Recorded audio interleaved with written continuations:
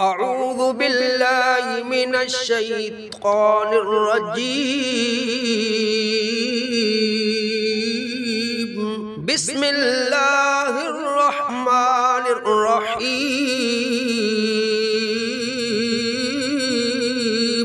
إذا وقعت الواقعة ليس لوقعتها كاذبة خافضة رافعة إذا رجت الأرض رجا وبست الجبال بسا فكانت هباء منبثا وكنتم أزواجا ثلاثة فأصحاب الميمنة ما أصحاب الميمنة وأصحاب المشأمة ما أصحاب المشأمة والسابقون السابقون أولئك المقربون في جنات النعيم ثلة من الأولين وقليل من الآخرين على سرر موضونة متكئين عليها متقابلين يطوف عليهم ولدان مخلدون بأكواب وأباريق وكأس من معين لا يصدعون عنها ولا ينزفون وفاكهة مما يتخيرون ولحم طير مما يشتهون وحور عين كأمثال اللؤلؤ المكنون جزاء بما كانوا يعملون لا يسمعون فيها لغوا ولا تأثيما إلا قيلا سلاما سلاما وأصحاب اليمين ما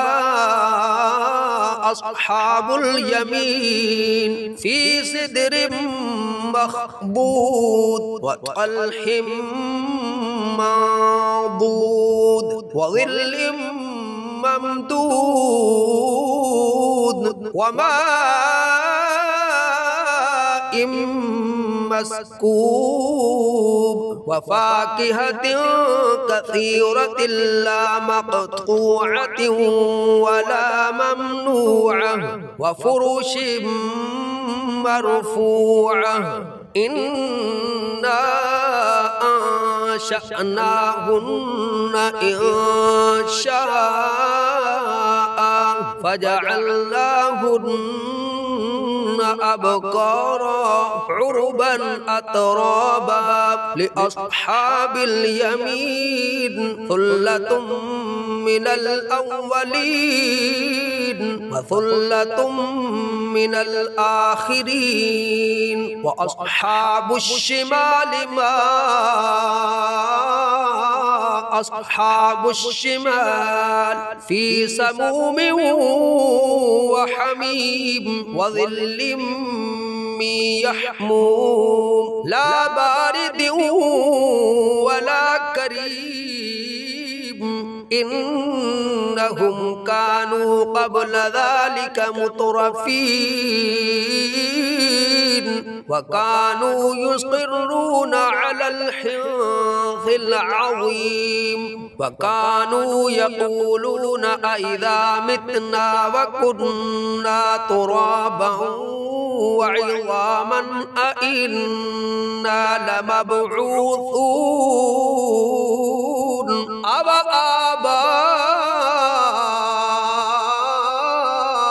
آباؤنا الأولون قل إن الأولين والآخرين لمجموعون إلى ميقات يوم معلوم ثم إنكم أيها الضالون المكذبون لآكلون من شجر من زقوم فمالئون منها البطون فشاربون عليه من الحميم فشاربون شرب الهيم هذا نزلهم يوم الدين نحن خلقناكم فلولا تصدقون أفرأيتم ما تمنون أأنتم تخلقونه أم نحن الخالقون نحن قدرنا بينكم الموت وما نحن بمسبوقين على أن نبدل أمثالكم وننشئكم فيما لا تعلمون ولقد علمتم النشأة الأولى فلولا تذكرون أفرأيتم ما تحرثون أأنتم تزرعونه أم نحن الزارعون لو نشاء لجعلناه حطاما فظلتم تفكهون إنا لمغرمون بل نحن محرومون أفرأيتم الماء الذي تشربون أأنتم أنزلتموه من المزن أم نحن المنزلون لو نشاء جعلناه أجاجا فلولا تشكرون أفرأيتم النار التي تورون أأنتم أنشأتم شجرتها أم نحن المنشئون نحن جعلناها تذكرة ومتاعا للمقوين فسبح باسم ربك العظيم فلا أقسم بمواقع النجوم وإنه لقسم لو تعلمون عظيم إنه لقرآن كريم في كتاب مكنون لا يمسه إلا المطهرون تنزيل من رب العالمين أفبهذا الحديث أنتم مدهنون وتجعلون رزقكم أنكم تكذبون فلولا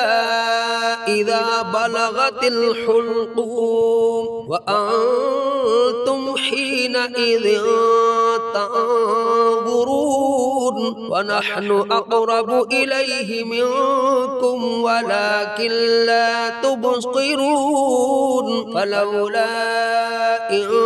كنتم غير مدينين ترجعونها إن كنتم صادقين فأما إن كان كان من المقربين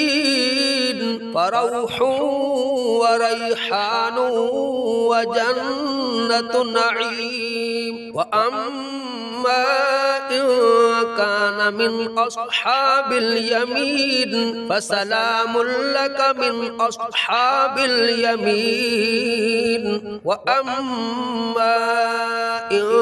كان من المكذبين الضالين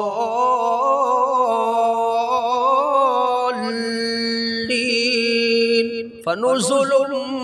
من حميم وتصلية جحيم إن هذا لهو حق اليقين